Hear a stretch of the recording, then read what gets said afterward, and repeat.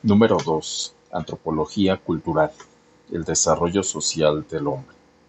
Nos toca introducir el desarrollo social del hombre en su medio cultural.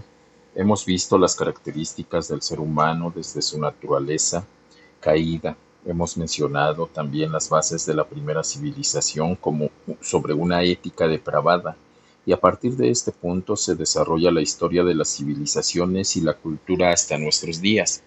Pero empecemos por definir qué es cultura. La cultura es aquel conjunto de elementos que determinan el modo de vida de una comunidad, compuesta de lenguaje, pautas, sistemas sociales, económicos, políticos y religiosos, entendiendo por pautas sociales aspectos como la moral, las costumbres, creencias y la suerte de hábitos de los que el ser humano se apropia como miembro de una sociedad. Por tanto, todos los seres humanos establecidos en un núcleo social del que comparten educación, valores y tradiciones y creencias poseen una cultura. Ahora bien, nos interesa investigar el papel del hombre dentro de las distintas culturas tribales del escenario mundial, sobre todo de aquellos pueblos indígenas que aún conviven de forma natural en su medio y no han sido contaminados ni adulterados en su ancestral forma de vida y costumbres. Al estudiar estas culturas podemos evaluar su proceso de homosocialización y reunir las características comunes de estas distintas tribus y etnias, por las que el desarrollo social del hombre se da. Soci- Sociólogos y antropólogos coinciden en aislar las siguientes pautas del comportamiento en cuanto a lo que implica el proceso de la homosocialización por el que se llega al concepto de lo que es ser hombre en las culturas ancestrales. Sus características afines en el en el camino de la masculinidad incluyen rituales de iniciación en las diferentes etapas de crecimiento, figuras de autoridad jerarquizadas a las que someterse y de las que recibir sabiduría, códigos de honor y lealtad por los que conducirse como hombres de integridad, ceremonias y rituales religiosos para solemnizar actos y conectarse con lo trascendente. Los rituales de iniciación son pruebas de transición hacia la madurez que cierran la puerta a una etapa superada y abren otra puerta al horizonte nuevo por conquistar. Son los escalones naturales que canalizan y determinan la transición del niño a hombre, permitiéndole asumir plenamente su identidad masculina y estableciendo una comunión satisfactoria y armónica consigo mismo, con la comunidad que lo recibe y la naturaleza que le rodea. Este proceso transformador se sucede desde la comunidad y consiste en pruebas de supervivencia, valor y resistencia al dolor, etc. El reto es el reto de cazar un animal, pasar la noche en la espesura de la selva o competir con otro joven. Se hace desde la comunidad que observa las instrucciones que se le da al iniciado y lo envía a la prueba. Posteriormente, y después de cumplido y superado el proceso ritual, es la misma comunidad que le da la bienvenida. Ya no es joven, ya no al joven, sino al hombre, en una forma que le da valor al iniciado, reconociéndole su nuevo estatus. El mensaje implícito es que el niño ha muerto y ha nacido el hombre. Ahora hay nuevas responsabilidades y un nuevo nivel de madurez que asumir. Así, tras la superación de estas pruebas iniciáticas, los jóvenes van construyendo la verdadera hombría, la auténtica masculinidad. Al respecto, Nicolosi afirma: las culturas primitivas suelen mostrar una intuición hacia la ayuda que necesitan los niños para motivarles a crecer en su identidad masculina. Esas culturas no permiten que sus jóvenes crezcan sin que atraviesen un elaborado conjunto de ritos de iniciación varoniles. Para ellos se entiende que convertirse en un hombre requiere lucha. Figuras de autoridad jerarquizadas. En cuanto a las figuras de autoridad y la jerarquía, debemos decir que todo niño las necesita para crecer en referentes y sentido de respeto y sujeción. En primer lugar, esa figura de autoridad comienza siendo su madre en la seguridad del hogar. Luego, en el caso de los varones, se ocupará el padre, que tiene la responsabilidad de conectarlo con el mundo exterior, y posteriormente será la comunidad, la tribu. en este caso en los aspectos de autoridad y mentorado, quienes a través de los jefes tribales y de los ancianos sabios irá instruyendo al joven y equipándole para la vida. Una auténtica, es una auténtica escuela de enseñanza donde los progenitores y la propia comunidad conforman estos límites y reglas, establecidos como criterios normativos para todos. Esto provee seguridad, identidad y sentido de pertenencia. Códigos de honor y lealtad.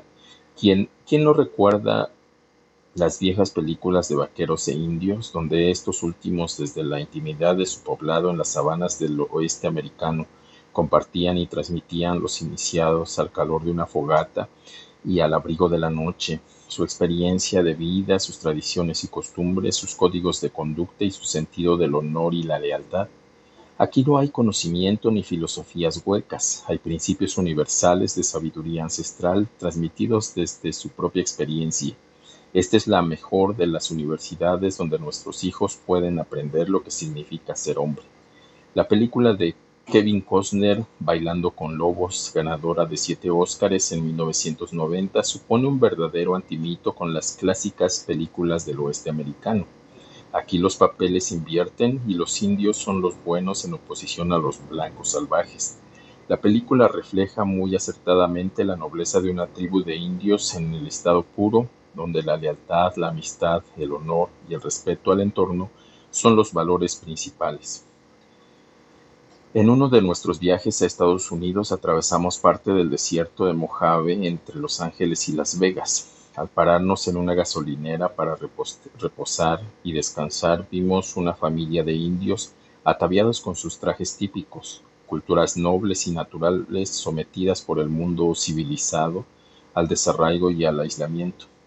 Es triste ver en lo que se han convertido estas tribus de indios nativos en Norteamérica, guerreros bravos y orgullosos de su identidad, muchos de los cuales no son borrachos, jugadores, entregados a cualquier vicio, mutilados en su esencia ancestral, que malviven vendiendo souvenirs de lo que fueron como los últimos vestigios de su dignidad, la dignidad de un ser, la dignidad de un pueblo unido a una tierra que se les fue robada y un código de honor que se les fue arrebatado. Ese es parte del triste legado de la civilización moderna. Finalmente, la última característica común de estas culturas en el proceso de homosocialización son las ceremonias y los rituales religiosos. Los ritos religiosos hacen experimentar al iniciado su origen sagrado, su conexión con lo cósmico y divino, aportando la energía necesaria para la siguiente etapa de su vida, como si de eslabones en la cadena de madurez y de crecimiento se tratara. En mi anterior libro titulado El culto cristiano hago mención de esto. Hay en la especie humana una sed y hambre espiritual que únicamente Dios puede satisfacer, pues el hombre solo por el hecho de serlo posee un deseo y anhelo de entregarse a algo más grande que él. En el corazón de todo ser humano hay inherente una expresión religiosa natural, donde hay tribus, comunidades o colectivos humanos de cualquier tipo. Allí hay religiones y cultos para suplir cualquier necesidad. El hombre que no conoce al Dios verdadero y creador lo sustituye deidificando cualquier elemento de la creación. Hablamos, por tanto, de un instinto religioso con el cual la condición humana, pues como decía San Agustín, el hombre es incurablemente religioso. Esa necesidad de llenar un vacío interior, ese anhelo de trascendencia que es legítimo de su planteamiento de base, ha sido utilizado por el enemigo para engañar el corazón del hombre. Por eso la historia de la humanidad y su desarrollo nacen ligados al fenómeno de las religiones paganas y animistas. El hecho misterioso de la muerte, lo trascendente, crea un terreno común que promueve todo tipo de rituales mágicos, encantamientos, hechizos, trances, etc. En el mundo del oculto, pues la magia y las religiones, en toda la cultura extrabíblica,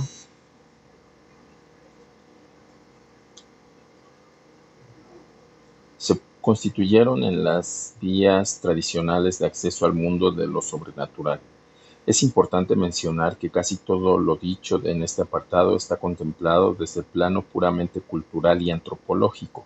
Mitos, tradiciones, filosofías, leyendas, relatos mitopoéticos, etc., vistos desde el plano espiritual, son equivocados y peligrosos.